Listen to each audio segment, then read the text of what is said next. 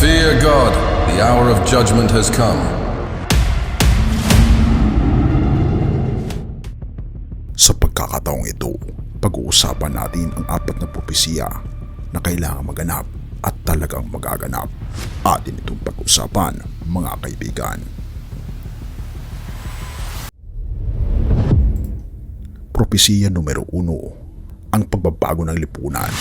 Pangalawang Timoteo 3 verse 15. Alamin mo rin sa mga huling araw, darating ang mga panahong mababalisa dahil magiging makasarili ang mga tao, mga maibigin sa salapi, mga palalo, mga mapagmataas, mga blasphemers, mga masuwayin sa magulang, mga hindi marunong magpasalamat, mga hindi banal, mga walang pagmamahal sa kapwa, mga walang katapatan, mga pawang akusador, mga hindi matiisin, mga malupit, mga hindi marunong sa mabuti, mga traitor, mga matindi ang ulo, mga nagmamataas, mga mas mahilig sa kasiyahan kaysa sa Diyos, na may anyo ng kabanalan ngunit tinatanggihan ang kapangyarihan nito kahit lumayo kayo sa kanilang mga tao. Sa mga panahong ito kung saan tayo nabubuhay, nakakita tayo ng kakaibang pagbaba ng moralidad at etika. Isang malaking tanda na ang mga hula sa mga banal na kasulatan ay hindi lamang mga sinaunang salita, kundi mga buhay at may kahulugang nagaganap sa harap ng ating mga mata. Ang passage mula sa 2 Timothy 3 verse 15 ay nagiging salamin ng kasalukuyang kalagayan ng ating lipunan, kung saan ang mga ugali sa mga panahon natin ay inilalarawan ni Pablo na tila sumusulpot mula sa pahina sa Biblia at bumubuo sa ating pang-araw-araw na buhay. Habang nalilimusan natin ang passage na ito, lumilitaw na tayo nabubuhay sa panahon na tinatakda na ito'y may malalim na pagmamahal sa sarili. Ito ay isang tema ng malalim na nakaka-relate sa ating henerasyon, kung saan ang pagtaas ng sarili sa ibabaw ng lahat ay nagiging karaniwan. Ang self-love na binalaan tayo ng kasulatan ay hindi tungkol sa malusog na pagpapahalaga sa sarili, kundi sa malalim na narsisismo na inilalagay ang pagnanasa ng individual sa itaas ng kalangitan ng kagalingan ng iba. Inuudyok tayo ng ating lipunan na mahalin ang ating sarili ng walang kondisyon. Itinataguyod ang idea na ang ganitong self-love ay ang pundasyon ng malusog na personalidad. Gayunpaman, ito ay nagdudulot ng isang kultura ng narcissism, kung saan ang sobrang pag-aabsorb sa sarili at paghahanga sa sarili ay madalas na nagiging sanhi ng kawalan ng pakikiramay at pagmamalasakit sa iba. Sa ganitong kapaligiran, madalas na naiiwasan ang mga pangangailangan at kagalingan ng pamilya at komunidad dahil sa pagsusumikap sa personal na kaligayahan at pakinabang. Nabubuhay tayo sa isang panahon kung saan iniisip ng mga tao na ang buong mundo ay umiikot sa kanila, kung saan ang attitude na ako lamang ang mahalaga. At hindi natin maitatanggi na ito'y nangyayari rin sa lumilitaw na mga digmaan sa mundo dahil sa kasakiman, pagmamahal sa sariling bansa, pagmamahal sa sariling kapangyarihan ang umiiral. Lumayo sa pagmamahal sa sarili, lumayo sa pagmamahal sa iyong kasalanan, at lumayo sa pagmamahal sa iyong pagnanasa, at mahalin mo ang iyong pamilya. Ibigin ang iyong mga anak at mga mahal sa buhay at ilagay sila sa unahan. Ang kasakiman na ito ay nagpapakita sa iba't ibang paraan tulad ng inilalarawan sa 2 Timothy, kung saan ang mga individual ay nagiging mas mahilig sa kanilang sarili sa kapahamakan ng kanilang mga ugnayan at komunidad. Ang mga katangian na inilarawan ni Pablo ng pagiging traidor, matindi ang ulo, mapagmataas at mahilig sa kasiyahan kaysa sa Diyos ay nagmumula sa iisang ugat, ang labis na pagtuon sa sarili.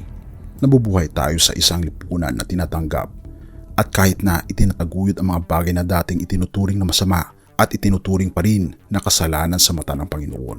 Bukod dito, ang hula ay nagsasalita ng isang kultura ng pagmamayabang at kasamaan, kung saan ang mga individual ay nagmamalaki sa kanilang mga tagumpay at estado na may kaunting pag-aalala sa kababaang loob o biyaya. Ang umiiral na attitude na ito ay hindi lamang lumalayo ng mga individual sa isa't isa, kundi pati na rin sa Diyos na lumikha ng isang lipunan na nagbibigay halaga sa parangal kaysa sa mga gawaing kabaitan at pagmamalasakit. Sa ganitong kapaligiran, ang tunay na kahulugan ng suporta, pag-unawa at pang-mutual na respeto ay nagiging hindi malinaw dahil sa mga anino ng kayabangan at kahalagahan sa sarili. Ang pahayag ng kasulatan na ang mga tao ay mas mahilig sa kasiyahan kaysa sa Diyos ay nakakilabot na ito'y totoo sa kasalukuyang mundo, kung saan ang pagtatangkang makuha ang panandaliang kaligayahan at sensory na kasiyahan ay mas mataas kaysa sa espiritual na disiplina at debosyon. Pangalawang propesiya, ang pagsisimula ng mga hirap. Nabubuhay tayo sa simula ng mga hirap, isang panahon na inihula na may propetikong kalinawan at matinding detalye. Ang pariralang ito ang simula ng hirap at naglalarawan ng isang yugto na tumatakbo sa pamamagitan ng isang serye na mga pangyayari na bawat isa'y dumarami sa dami at lumalakas sa lakas. Nagbibigay senyales sa pag-unlad ng isang banal na naratibo na itinakda bago pa man ang panahon mismo. Ang simula ng mga hirap ay nangungahulugang isang kritikal na tuldok. Sa divine timeline, isang yugto na kinakarakterize ng kaguluhan, pagguho at paghihirap. Ang panahong ito ay tinatahak ng mga digmaan at tsismis ng digmaan, mga bansa laban sa mga bansa, kaharian laban sa kaharian, tagutom, peste, at lindol sa iba't ibang mga lugar. Tignan natin ang mga lindol sandali. Ang fenomenon ng mga lindol na dumarami sa dami at lumalakas sa lakas ay naglilingkod bilang isang makapanlulumong ilustrasyon ng mga manifestong nasa propesiya na ito ang simula ng hirap sa ating planeta. Mula sa simula ng ika-20th century hanggang sa taong 2000, ang seismological data ay nagpapakita ng tanda ng pagtaas ng bilang at severity ng mga lindol sa buong mundo. Ang trend na ito ay hindi lamang anekdotal, kundi suportado ng komprehensibong datos na inilapit at inaalis ng mga institusyong geological at seismological sa buong mundo. Halimbawa, ang mga record ay nagpapakita na ang frequency ng mga significant na lindol yaong may magnitude na 6.0 o mas mataas pa ay may noticeable na pagtaas. Sa buong ika-20th century, ang mga unang dekada ng ika-19th century ay may kaunti lamang na 100 na significant na lindol bawat dekada. Isang bilang na patuloy na tumataas hanggang sa magkaroon ng maraming daang ganitong mga pangyayari taon-taon sa pagtatapos ng siglo.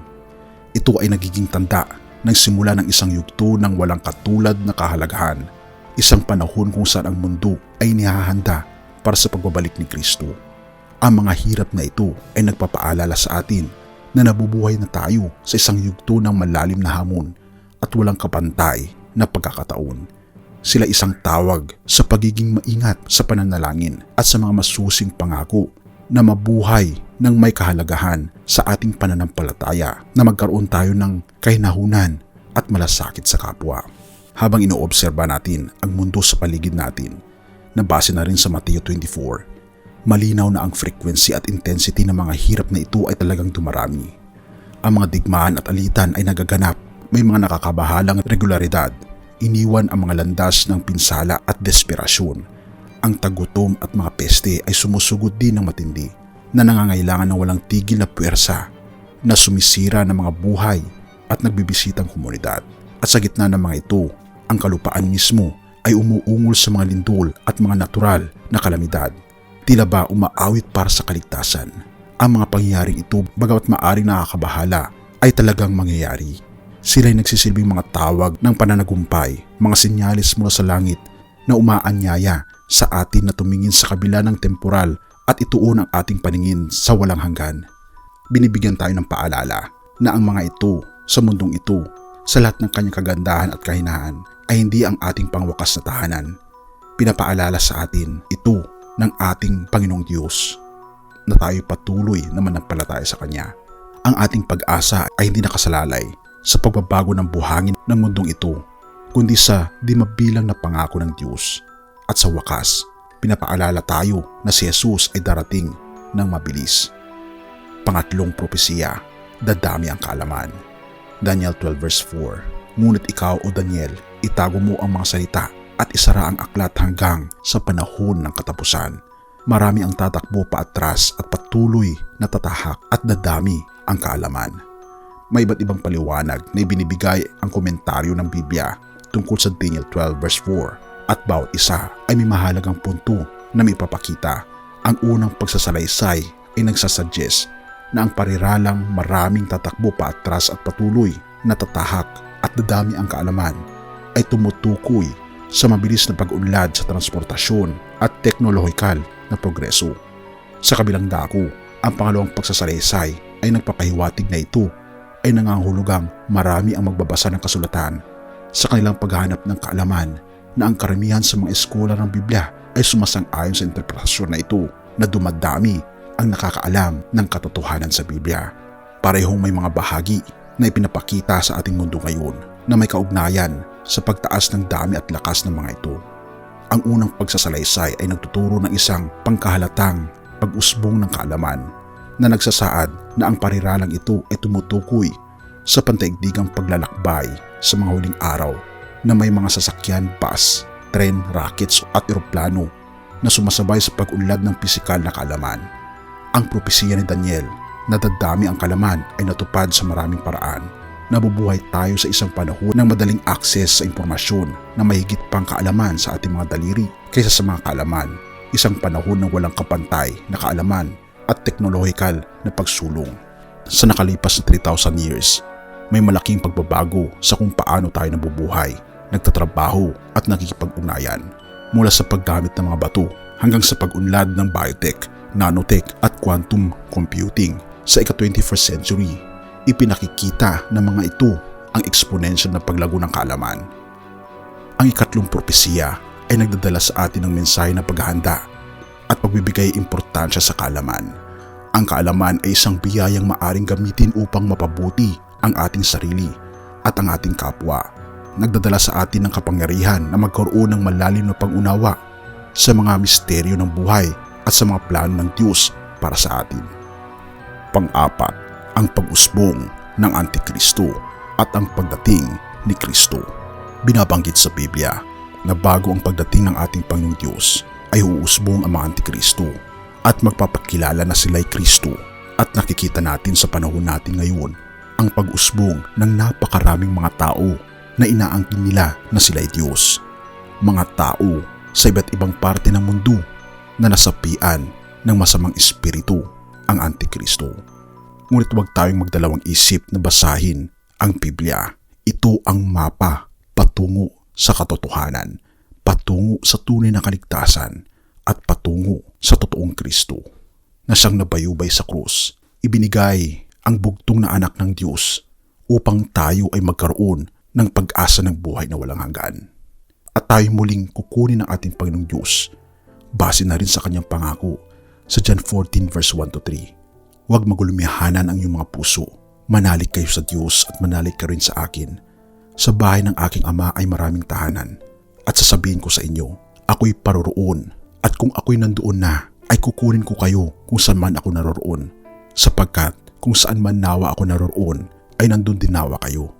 Mga kaibigan, ito ang pangako ng Diyos para sa atin, na tayo kukunin ng ating Panginoong Diyos at ito'y malapit na mangyari. Ang ating mundo ay hindi ito ang ating permanenteng tahanan na binabanggit sa Filipos na tayo tagalangit at hindi tagalupa. Patuloy tayong manampalataya sa ating Panginoong Diyos dahil ang panahon ay malapit na. Purihin ang ating Panginoong Diyos at salamat kaibigan sa iyong panonood. Tayo manalangin. Ama naming banal, mga Panginoon naming Diyos, kami po'y lubos na nagpapasalamat sa inyo pong pag-ibig sa amin. Salamat po Panginoon sa inyo pong pangako na kami Panginoon ay muli ninyong babalikan, kukunin sa langit na bayan, upang sa ganoon Panginoon ay kami po'y manatiling na sa langit panghabang buhay, na ito po ang aming permanenteng tahanan. Panginoon, tulungan po Panginoon ang inyo pong bayan. Tulungan kaming maihanda ang mga sarili para sa nalalapit na po ninyong pagdating, at tulungan kaming makita na ang mga pangyayari sa mundo ay ang mga senyales ng mas maganda na plano po ninyo para sa bawat isa. Purihin ka, o aming Panginoon Diyos, at naway pakalinisin kami sa lahat ng aming pagkukulang at pagkasala. At salamat sa pag-asa ng buhay na walang hanggan. Kasama ng aming Panginoon Jesucristo, kasama po namin kayo at ang aming buong pamilya at mga kaibigan. Salamat Panginoon, at patawarin po kami sa lahat ng aming pagkukulang at pagkakasala, sapagkat ito ay aming samot hiling sa matamis na pangalan ng aming Panginoon Jesus. Amen.